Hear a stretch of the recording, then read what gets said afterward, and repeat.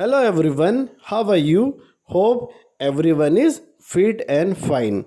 Dear students, today we will cover chapter 9 from the book First Flight Madam Rides the Bus, written by Valli Kannanan, originally in Tamil but afterwards translated from the Tamil by K.S. Sundaram. Students, first let me give you introduction of the lesson. The lesson Madam Rides the Bus is about a brave 8-year-old who had a strong desire and along with the courage to fulfill it. She liked gazing at the hustle and bustle of the street, and her favorite part was the sight of the bus arriving and departing. Thus, she developed a deep desire to travel by bus.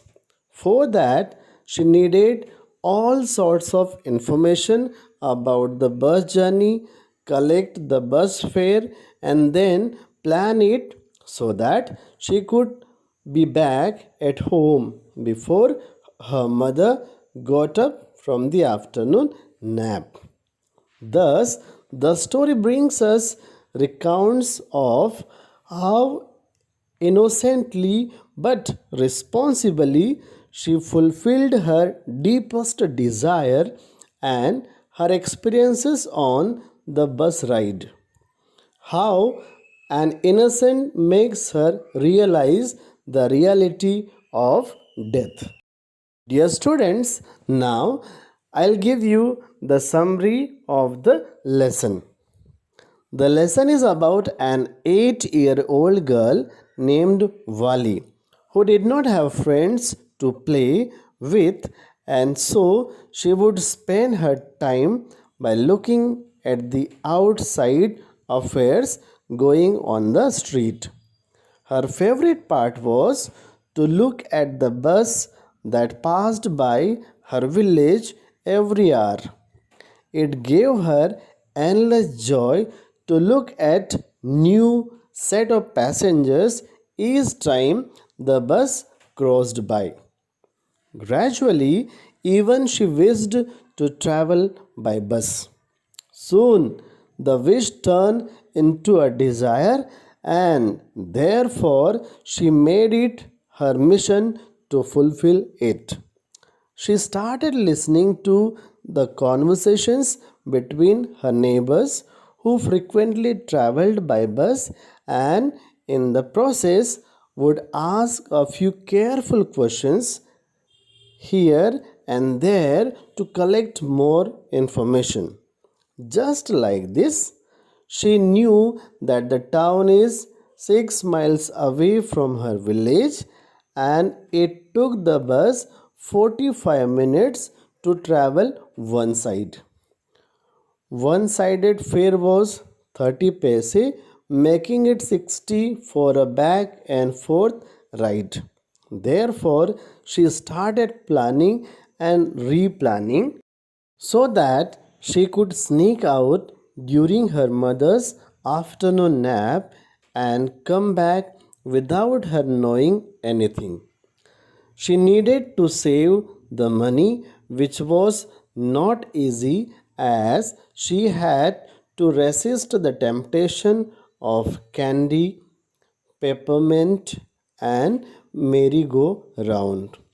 Finally, she saved enough money, and one fine day, the brave 8-year-old took the bus during its not very busy hours. She refused to take any help from the conductor or fellow passengers. It was an amusing sight for everyone to see such a small girl all alone acting like an adult. The conductor was of the joking sort of and thus referred to Valley as a grown up madam. Short heighted Valley would stand on her seat to be able to see clearly from the window while everyone advised her to sit for her own safety.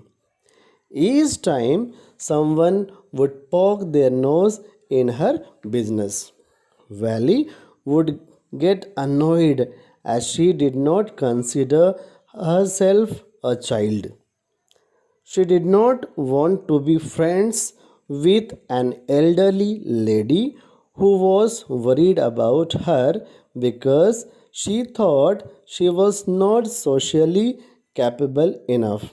She enjoyed seeing what was going on outside, and the sight of a running cow in the middle of a road was abruptly a funny scenario for her.